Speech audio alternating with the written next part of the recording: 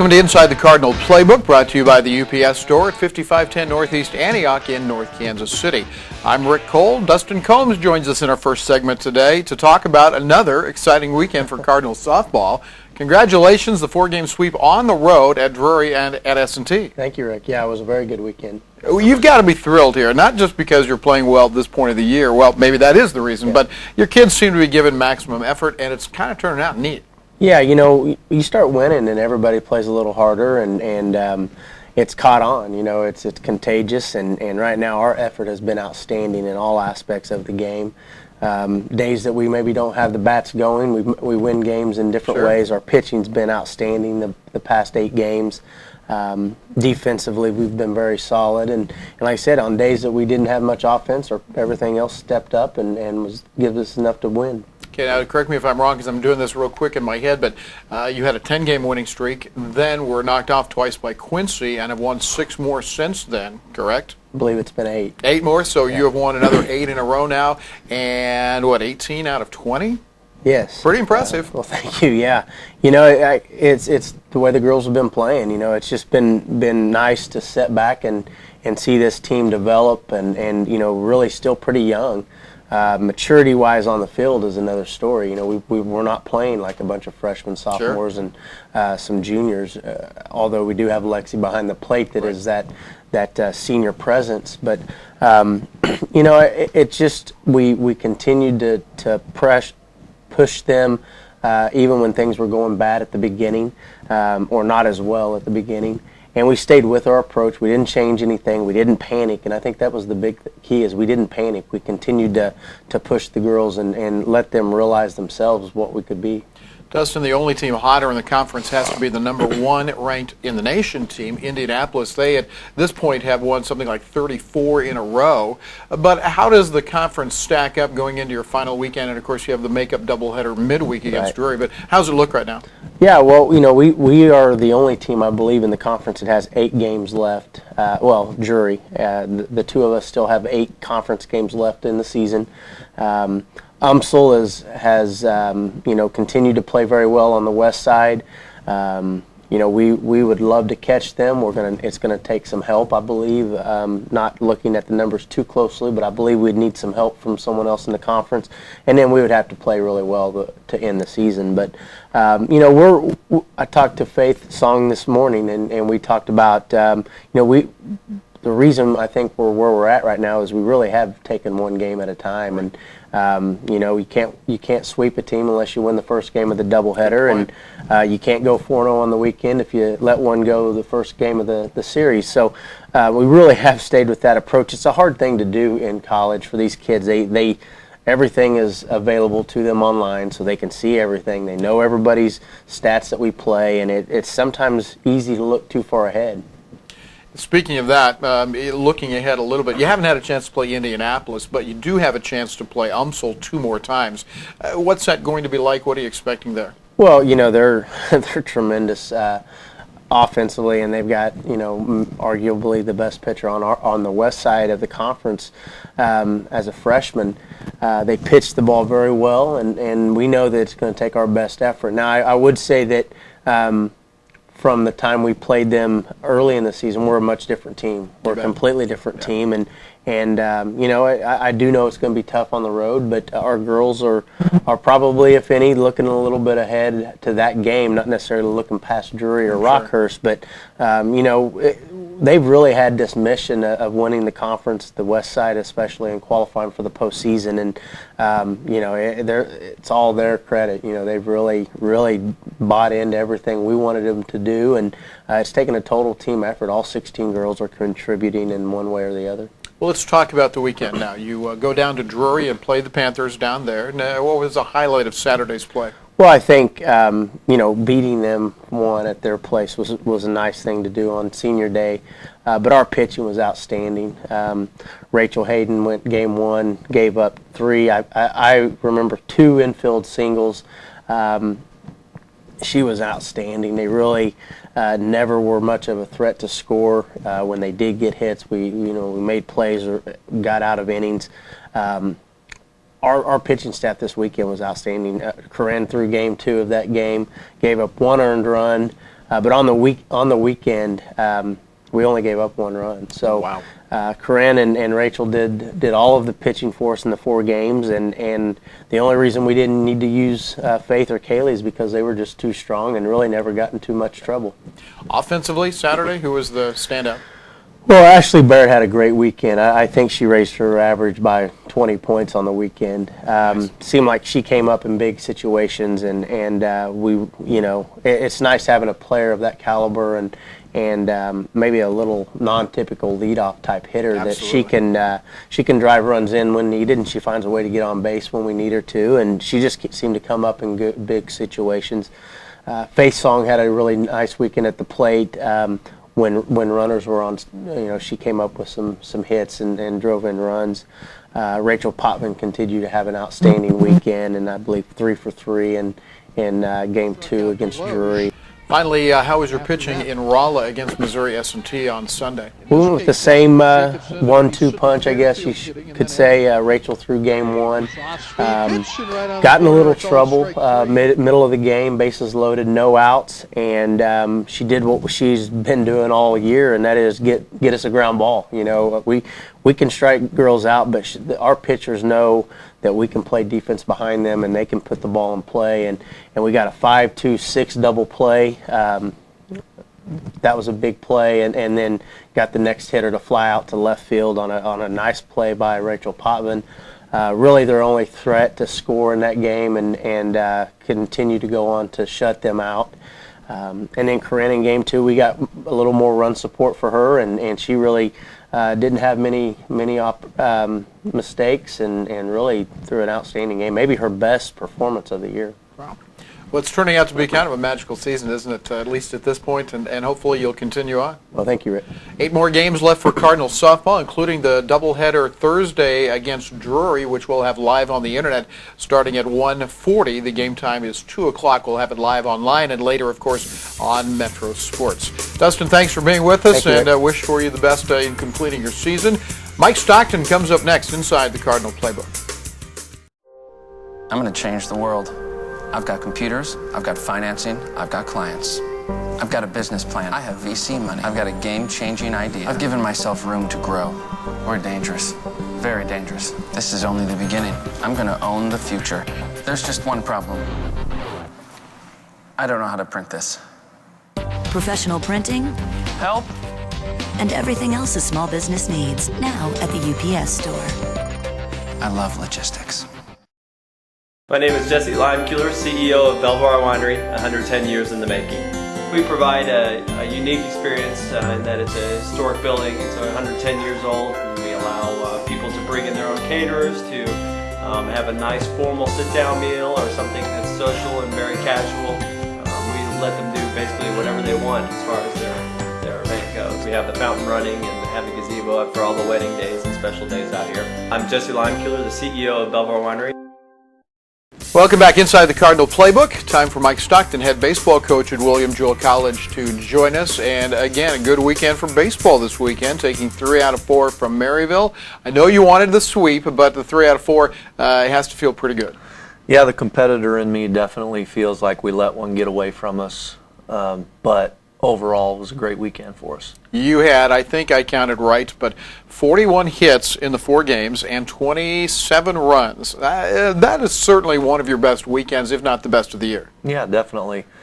You know, when you look back over the course of our season, I told our guys this, but now we've certainly had some stretches where we have not hit well. But when you go back and look at our body of work, we've always gotten runners on base. We just haven't scored them. Is that a timing issue? Yeah, that was the difference in this weekend. We got our normal runners on, but we finally capitalized and hit them in. And it didn't matter if it was 2 strikes on us or 2 outs, and we were coming up with the timely hitting, and that's been the big difference. There were a lot of people to talk about offensively for you that did well, but your pitching also was outstanding. You got 4 quality starts this weekend. Yeah, I think that's 8 games in a row where we have had 2 unearned runs or less. So, I mean, that's really good.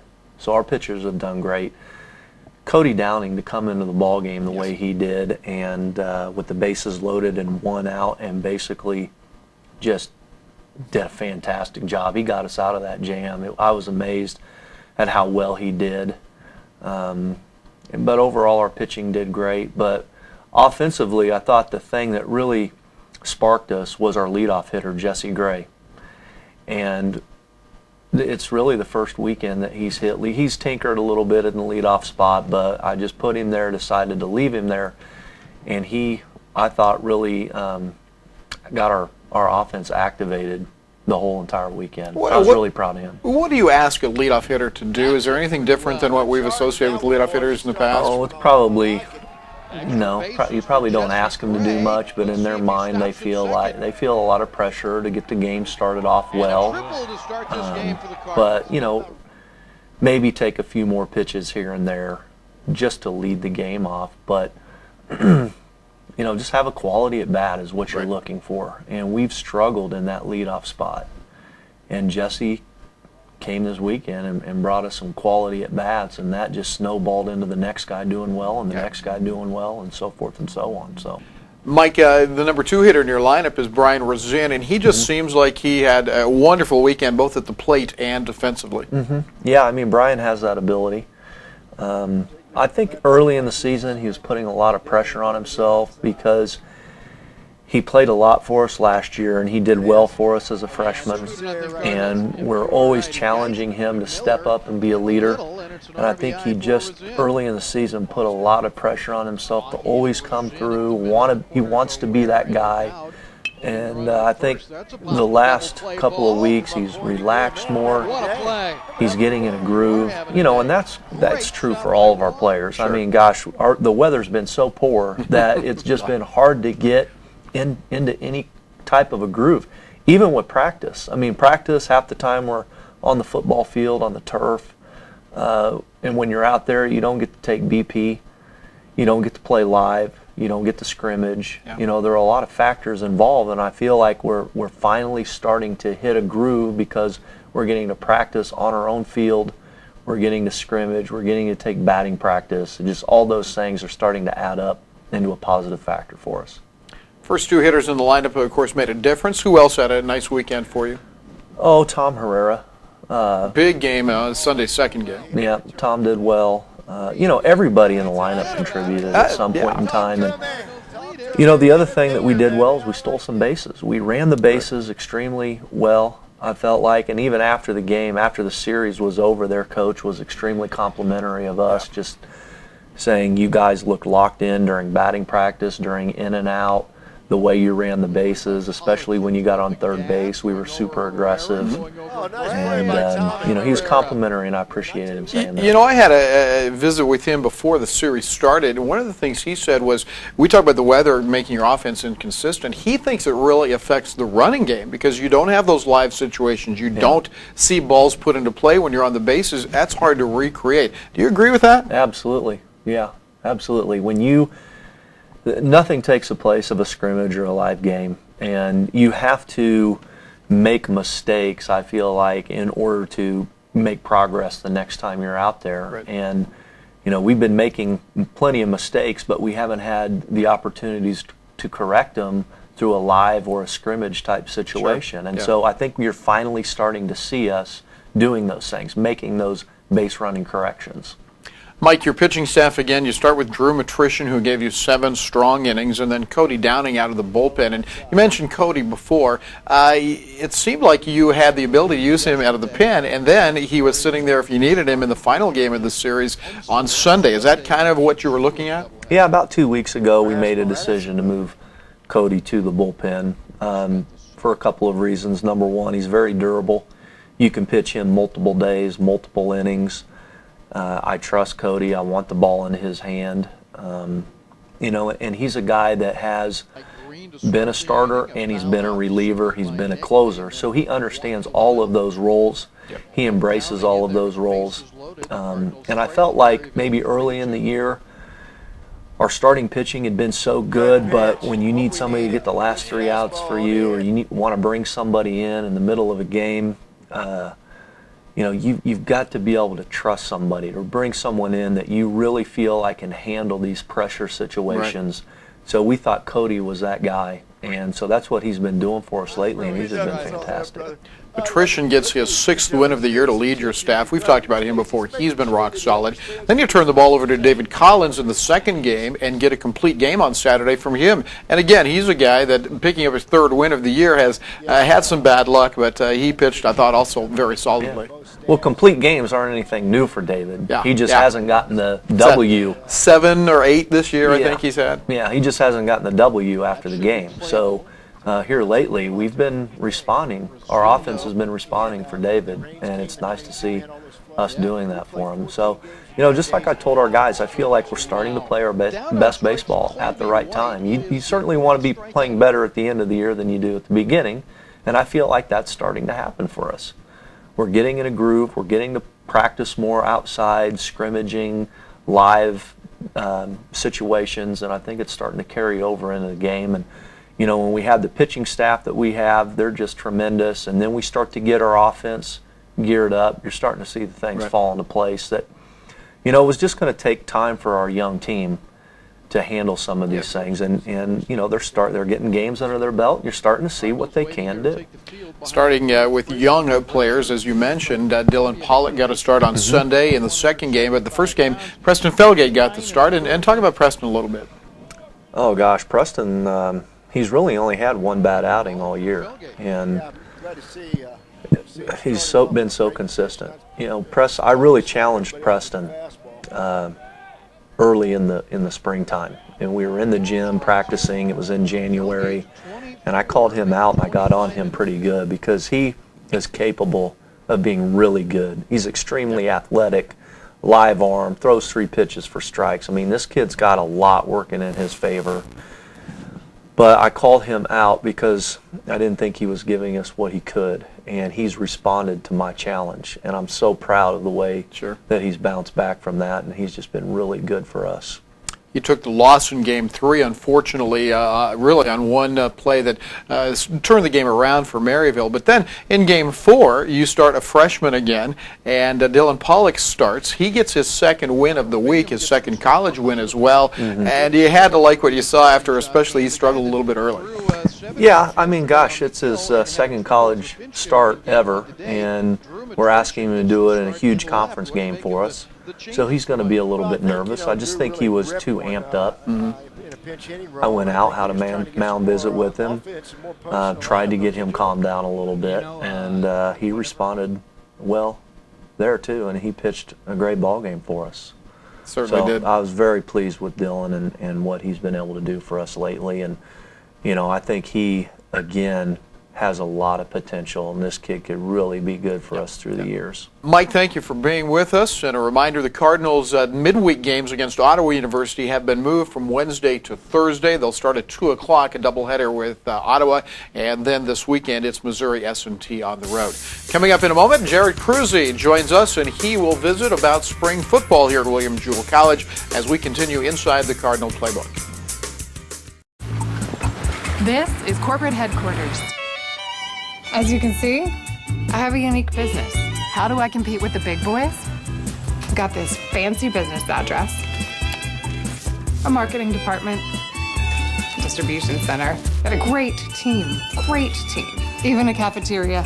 That's mine. From packing and shipping to printing and mailbox services, come into the UPS store for everything a small business needs. I love logistics. Before the game or after the game, it's Poor Boy Oil Company for your pre- and post-game food and beverage. ConocoPhillips and BP Amoco Fuels get you to the game, and our large vendors give you great food and beverage choices before or after the game. Our small-town roots and family value philosophies help us to maintain the highest standards in customer service and value. Poor Boy Oil Company. Find us around the Northland, wherever the Cardinals fly. Jerod Kruse joins us now inside the Cardinal Playbook. Coach Kruse and the football team just have completed the spring practice. Tell us a little bit about what the goals are of spring practice and how long it lasts, and finally about the spring game on Saturday. Several goals in the spring. One is to, get your guys out and try and make some steps forward on some things that you wanted to correct in the off season, and maybe use that time as well to tweak a few schemes or look at a few new schemes, and then continuing to create that competitive environment with them. As young as our team still is, there's a lot of steps that you take different points in the process, and the spring is a good time for us because we can spend a lot more time with them during the spring ball type area to get a bunch of that done.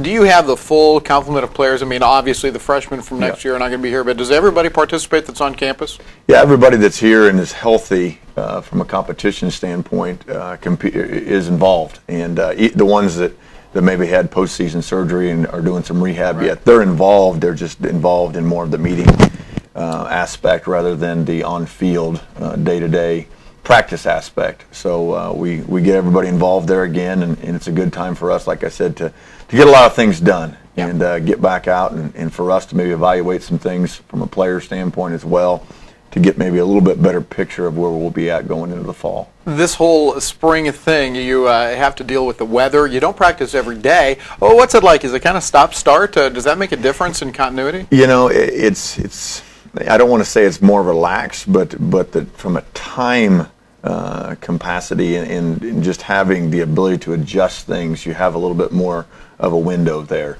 This was the first spring I've ever been a part of in my years in coaching. We actually had to wait for the snow to get off the field to get out there and get started, and it's been kind of a crazy spring from the weather standpoint. So from a head coaching standpoint, you can be a little bit smarter with when you're going to practice. Sure. If it is 38 degrees and raining, then it's probably not real smart for you to take them out in a cold rain and then lose them for another week and a half because half of them are sick or what have you there. So you have a little bit more latitude in the spring because of how the schedule lays out to adjust and improvise on some things. And we did that this spring a lot, and actually it worked out really well. I want to ask you about your new assistant coach, the hire you made here just a couple of weeks ago, bringing Blake Williams in. That's a big-time name, the former defensive coordinator for the Rams. Can you tell that story a little bit? Yeah, actually I've added a couple this spring, in Lynn Nutt, who was a player my first year here when I was an assistant, when I was the defensive coordinator. He was the defensive lineman, and he's since gone on and had a good career in coaching already. He's coming off being a head coach for the last couple of years at the high school level, and wanting to get back into college, so we were able to add him on the defensive line. And then Coach Williams and I have known each other for a long time, and I've watched him come up a little bit in the profession and just see the ability that he has to relate to people in general and motivate, and just the knowledge of the game that he possesses at the age he is tremendous, because as he'll tell you, it's been indoctrinated into him growing up in the family he grew up in, and all the different environments he was in, from Houston Oilers to the Tennessee Titans to the Buffalo Bills, the Washington Redskins, Jacksonville. He's been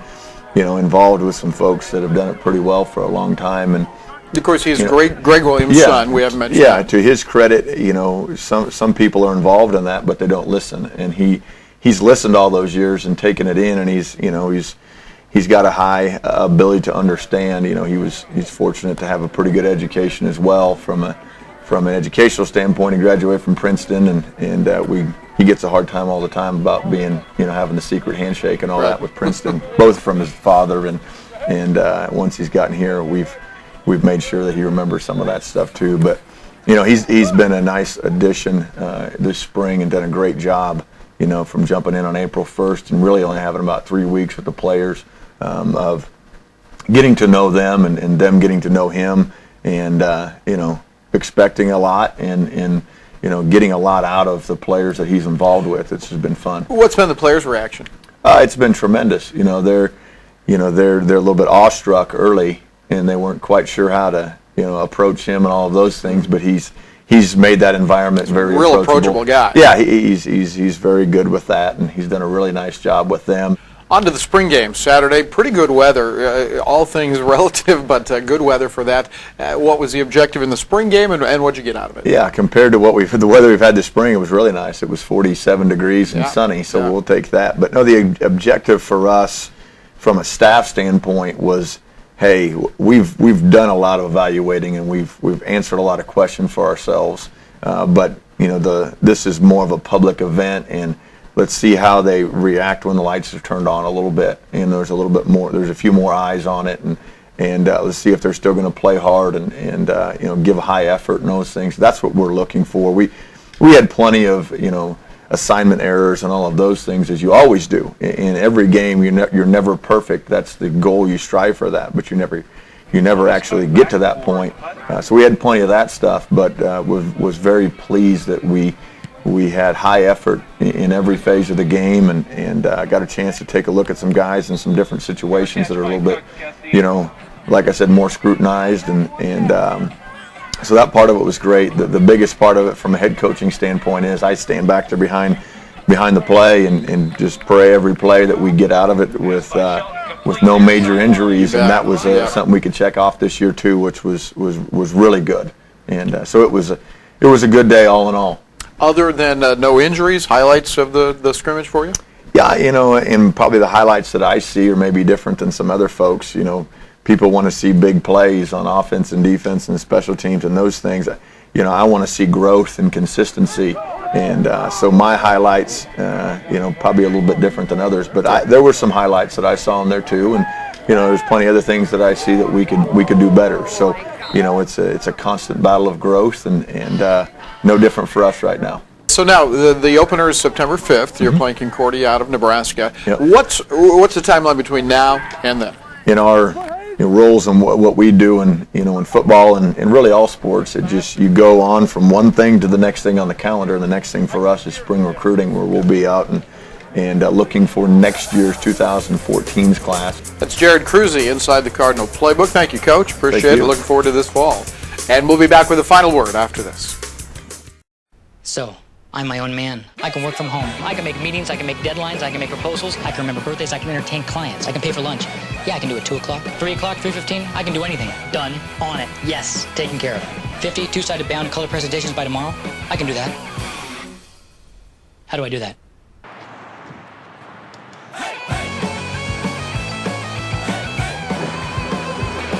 I love logistics.